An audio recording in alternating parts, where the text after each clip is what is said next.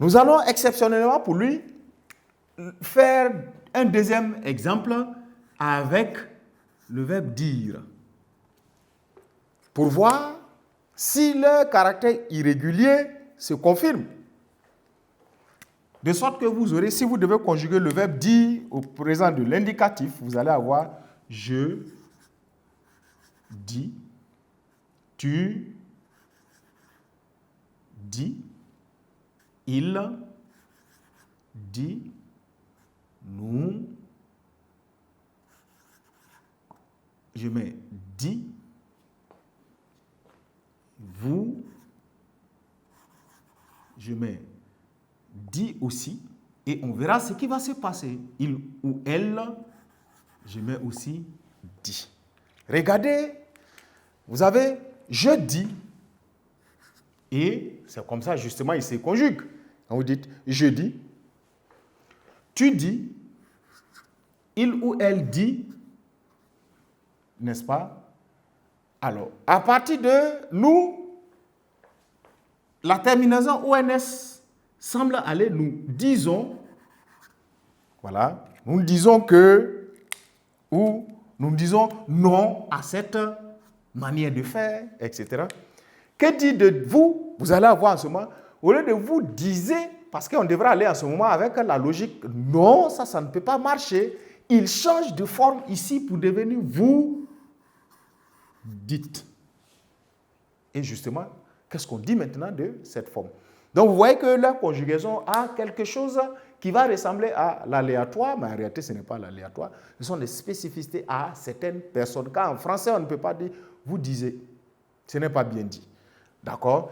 Et enfin, pour avoir « il ou elle disent » avec le ENT. Vous voyez la conjugaison des verbes du troisième groupe avec cette première terminaison-là. Donc, à 100%, on ne peut pas dire que tous respectent cette terminaison.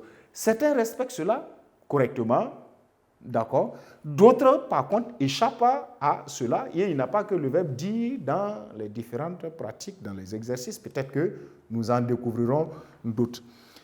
Vous avez, en plus de ça, une deuxième série de terminaisons qui puissent être X, d'accord, vous voyez, et T. Les deux premiers S ont cédé la place dans certains verbes à la terminaison X. T pourtant reste, et T reste aussi à ce niveau. Vous voyez, et vous avez la suite avec les terminaisons EZ, n'est-ce pas, et les terminaisons ENT. Voilà. Et ce peut être, n'est-ce pas, dans un exemple d'un verbe tel que le verbe pouvoir. Comment on conjugue le verbe pouvoir, n'est-ce pas? Vous voyez, avec la terminaison OIR. Si vous devrez conjuguer ce verbe-là, vous allez avoir je peux. Vous voyez? Et avoir nécessairement à la fin X. Je peux. Vous voyez? Donc, je peux, je veux, le verbe vouloir, le verbe pouvoir, vous allez vous rendre compte qu'ils vont se conjuguer en ce moment de la même manière comme dans tu peux. Et dans tu peux, vous allez avoir X à la fin. Cependant, quand on va dire elle ou il peut, troisième personne singulier, il peut, alors là, vous allez voir, les deux X étant passés, il peut, d'habitude, vous l'avez écrit ainsi. Vous voyez, le T revient et c'est ça qui va vous faire remarquer que, tiens, la plupart des verbes avec OA dans les deux premières personnes prennent X et à partir de la troisième personne, ils suivent l'ordre jusqu'à la fin. Parce que regardez, c'est T, T, ONS, ONS, EZ, EZ, ENT, ENT. D'accord? De sorte que vous allez avoir, si c'est nous, pouvons, mais ici, avec, cette fois, une modification de la racine. Il n'avait plus le son E, mais vous avez le son OU cette fois. Nous pouvons, vous pouvez, ouais, vous pouvez, voilà, vous pouvez, et il ou elle peuvent. Vous voyez, avec ENT final.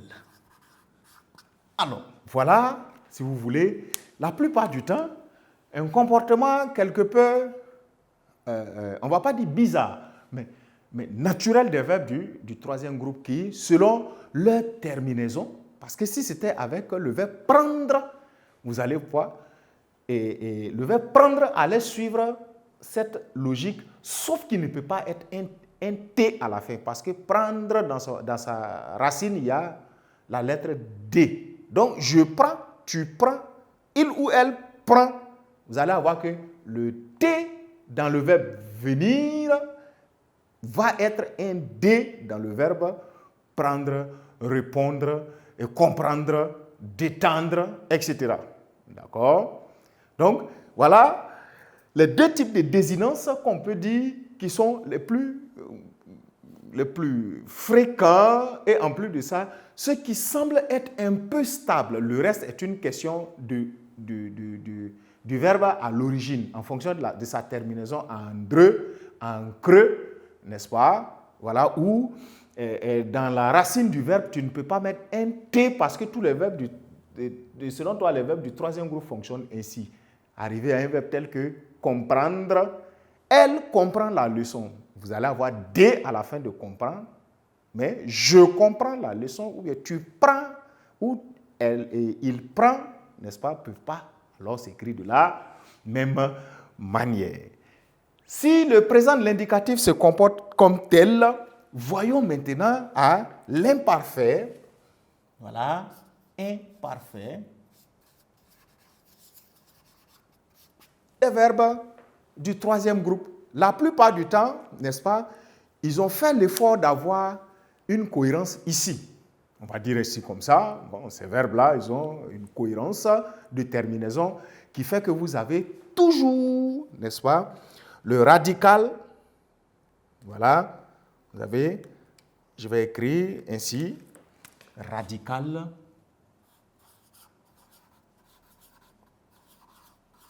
Radical. Voilà. Plus les terminaisons, on va le situer, plus les terminaisons AIS, plus les terminaisons, je vais mettre en jaune les terminaisons AIS. Voilà. Encore AIS, n'est-ce pas? AIT. Voilà. Les terminaisons ion, IE et A, I, ENT, ion. Voilà. IE et A, I, ENT. Ça devient plus ou moins intéressant pour le cas de l'imparfait, car vous vous rendrez compte qu'on pouvait tirer la règle pour dire que à l'imparfait, les verbes du troisième groupe se conjuguent de façon générale comme les autres verbes. Voilà. On va trouver la base radicale qui peut se modifier parfois de peu à pou, mais la terminaison va avoir un minimum de constance, de sorte que si on prend l'exemple avec un verbe tel que sortir, vous pouvez avoir sortait. Je mets exemple, on va harmoniser là.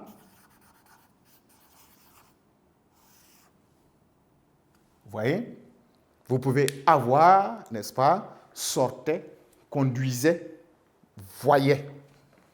Donc si on prend sortait, elle conduisait,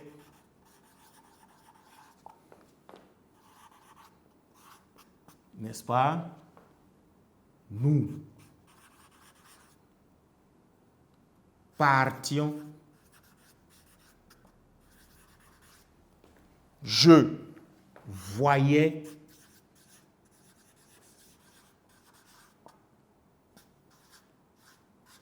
etc. Vous aurez toujours une constance de terminaison que je souligne maintenant. AIS, vous l'avez compris ce soir, tu sortais, je sortais, elle conduisait, troisième personne du singulier, exactement comme là. Autant pour moi, je mets d'abord les indicateurs de la coupure ici, pour montrer que ce sont des terminaisons, n'est-ce pas? Vous voyez, conduisait, vous avez, nous partions, vous avez la terminaison de la première personne du pluriel, qui est aussi logique avec les terminaisons données, vous voyez, io, n'est-ce pas? Je voyais un prince arriver sur un griffon en or. Regardez, je voyais, vous avez là, AIS pour la première personne du singulier, etc. On va alors déduire que, tiens, pour l'imparfait, les verbes du troisième groupe ont une constance de conjugaison dans leur terminaison. Si cela est retenu, subdivisons ou disons, espaçons notre tableau maintenant de chaque temps à l'effet de pouvoir avancer. Voilà. On a fait ici.